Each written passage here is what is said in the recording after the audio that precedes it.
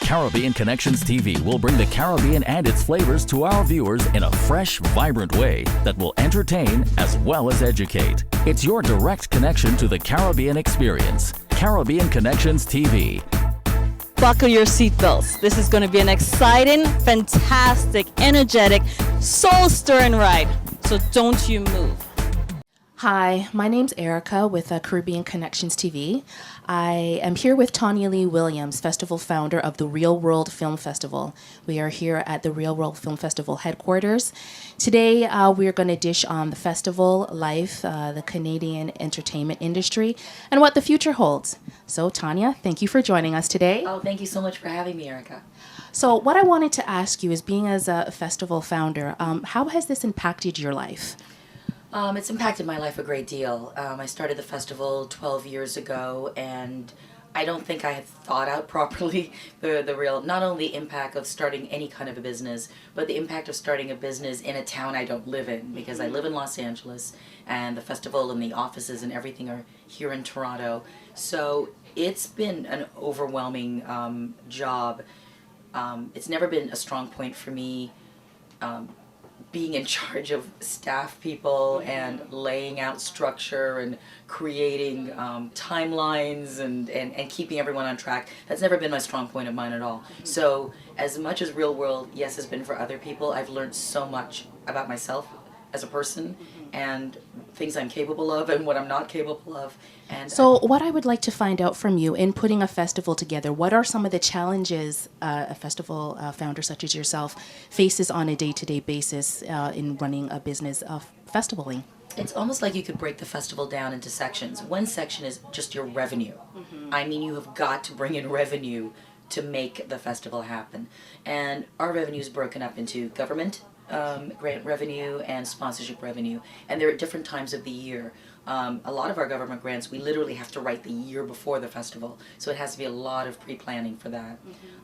With our sponsors, most of them need 6 to 8 months of knowing what your festival is going to be about, whether they're going to be participating or not. So trying to stay on top of timelines and get information in. One of the things I always find is really funny is I'll have friends that'll email me 3 or 4 weeks before the festival going, oh, I've got this great film that you're supposed to look at. I'm like, are you kidding me? You think that 3 to 4 weeks before the festival is when I'm still thinking about films to put in the festival? Right. I mean, normally we lock all our programming 5 months at least before you see the festival. I mean, we start marketing and promoting things over a month before the festival. Program guides have to be printed a month before, so it's hard sometimes to get across to certain people that we're not just kind of months before the festival starting everything, and then a week before we go, hey, let's just put these movies in a week before the festival. But then you've got the films themselves. I'm fortunate enough that we have always different programmers that come onto Real World, and their jobs are to seek out movies, and they don't start seeking them out just before the festival. They're seeking them out for a year before the festival, and then it becomes very competitive. A lot of film festivals in the same city, and I'm in Toronto. There's a lot of film festivals in Toronto. We don't want to screen a film that another festival in Toronto is screening. So then people get very competitive about, you should be in our festival, but some other festivals fighting for the film. And we know our place. Real World is a great festival. We're not TIFF, we're not Hot Docs. So we have to get very creative and aggressive when we're fighting for films. And a lot of times we'll lose out because people want to be with a larger film festival, which we totally understand. I mean, that's the way it is. And then it's about staffing. I mean, I find that very stressful. Maybe some people find it very easy, but not only finding the right people, but then training the right people and then trying to keep the right people. It's very difficult. So I just wanted to touch back on something you said. You said that running a festival, you've learned a lot about yourself. Can you share with us some of those things that you have learned? Because now that the Real World Film Festival is in its 12th year, I'm sure that you've gained lots of knowledge from year 1 to year 12. Yeah, what's really interesting? There are things that I've learned, and there are things that I continue not to learn because the same problems come up year after year after year. Here's some of the things I've learned. I mean, you're talking about, I'm an only child. Working with groups of people and having to listen to everyone sort of go on about their problems and complaints or whatever. It's not easy for me. I didn't grow up with siblings. My parents divorced when I was 5, so I was pretty much with a single parent. I'm very used to coming up with an idea, mapping out very quickly what my steps are that I need to achieve this idea, and just running and achieving the idea. When it's a group, I think there's an old tribal saying or something like that. It's like, it's harder, it's easier to just run with your one spear, and tackle everything, than try to take the whole village with you. And I find it's when you have to take the village with you that's it's stressful, because everybody's walking at a different pace, and someone needs to sit down and they're tired, and everyone has to put in their 2 cents of the conversation, whether it's relevant or not, to what needs to be done. And I find that it slows the process down. Something I know that I could accomplish within a 24-hour period all of a sudden takes me a 3-week period, because everyone's got to get in the boat with me. So I find that still stressful.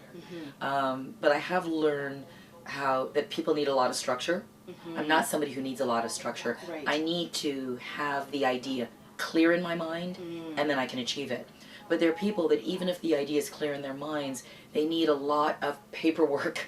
They need it all mapped out. This is what happens day 1. This is what happens day 2. And they're really lost if they don't have like a roadmap. I'm not much of a roadmap person. I'm more like, I'm looking at the mountains on one side, I'm looking at the sun over there, and I know I need to get over here. I'm mapping out, it's going to take, sundown's happening in 6 hours, and this is going to happen over here, and there's a crow circling over me. Like, I just sort of take in everything, and I work from a very organic place, but I would say most people don't work that way. So I have to always accommodate and strategize what I'm going to do to help other people sort of achieve the goal that's needed. Wanting to just run with that spear by yourself. Yes. And it's not you, it's the other people that kind of slow you down getting towards that goal. As a former employee of Real World Film Festival, and you were a wonderful employee. Why, thank you very much. And I did not pay her to say that. I remember you gave me a lot of advice over the year that I had worked here with you, and you did say to me, as an actress today, you just can't come as an actor. You got to bring much more to the table. You got to be able to write, you got to produce, direct. So I just wanted to find out from your standpoint as an actress, do you find that more roles are opening up for women of color at all in Canada? Because I've been in the business over 35 years, I can really see a scope of how the industry has changed. Back in the 70s and the 80s, when you wanted to be an actor and you got an agent, you kind of waited. You waited for the phone to ring, your agent would call you and say, you've got this audition, it's at this time. I would say that's more of a rarity now. One, the business is saturated with actors. Everybody wants to be an actor. And it's saturated with agents. And it's not like the jobs have become more. Because, and you know why the jobs haven't become more? Watch your TV sets. There's only so many hours in the day that you actually see, especially dramatic programming. I mean, you're lucky if you see one show, let alone maybe 2 hours of dramatic programming on a network. So you have to look at the odds, and the odds are hard. I certainly say to actors who are trying to move into the profession now, you have to really learn the business in a way that you didn't have to learn it in the 70s and 80s. You need to know what broadcasters are looking for and what production companies they're working with. Yes, a small part of how you get work is your agents are still sending you out, but there's a lot of hosting and reality shows and lifestyle shows that didn't exist before, and those shows aren't usually shows that just got created and then they're looking for a host. Those shows are usually the hosts or shows that people have built around a host already. So you need to make sure you're in the right place, that you know your business, that you're hooked up with the right kind of producers and creators, and then you need to come up with a show. It's funny, I have a friend who's done hosting a lot. She's now in her early 50s, and back in the day in her 20s, she used to host some shows on different channels. And then she came out of the business for a while, and now she was telling me how she really wants to get back into it. And I was trying to educate her on the fact that the business has changed. They're really not just looking for random hosts. I mean, when you look at all the hosts right now, if you look at a Dr. Oz, Dr. Oz is not just a random host. He is not only this medical doctor, but he's completely charismatic on camera, and they build a show around him because they know it'll sell. So a lot of the hosts now, they tend to be people who specialize in something, and then they build a show around it. You could be a celebrity dresser or shopper; they'll build a show around it. You could be a publicist; they'll build a show around you being a publicist. It is, you could be a record producer, then they'll build a reality show about you being a record producer. So it's not so much that I think that people sat around going, let's come up with a reality show about a record producer and then go look for the record producer. It's normally that they see a record producer guy and he's just so charismatic and they're like, we should build a show around this guy. So it makes it a little more difficult for actors on one hand, but it then opens the world on another hand. If you can have a passion about something and then try to figure out how to create a show around it, more than likely there'll be a buyer somewhere for you. As we are in festival mode, we're on the countdown here to your opening night, April the 11th. And let's just remember that the countdown starts from the end of one festival. The countdown starts immediately.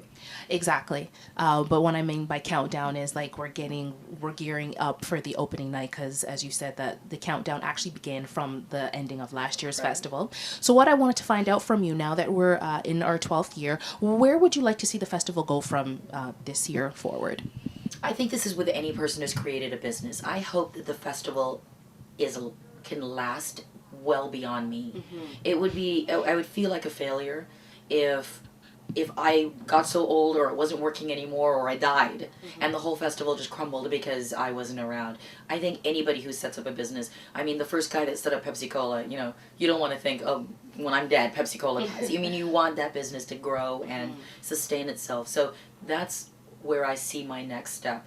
The age I am now, for the next 10 years, I see my number one focus is making this festival self-sustaining enough that any idiot can walk into it and it won't crumble or die because of it. And I'm trying to figure out how to, to make that happen. I want it to continue and to have the impact it has. And something grows and continues because it's flexible enough to change. It's got to change with the times. Just because this festival is set out like this now, who knows if 20 years from now it's going to be this kind of relevance. All the festivals I look at, like Cannes or Sundance or Toronto International, what makes them relevant to me is that they keep changing and shifting and moving with the times. Hi there, I'm Tonya Lee Williams. I'm here with Caribbean Connections TV. I'm so excited to talk about Real World Film Festival. It's coming up and we want you to be there. Tickets are on sale now. Please go to realworld.ca. That's REELWORLD.ca. Check out the amazing films. Come to the industry panels. We have so much for everyone, including our free family screening. Color Me. Come on out. Check it out. Thank you.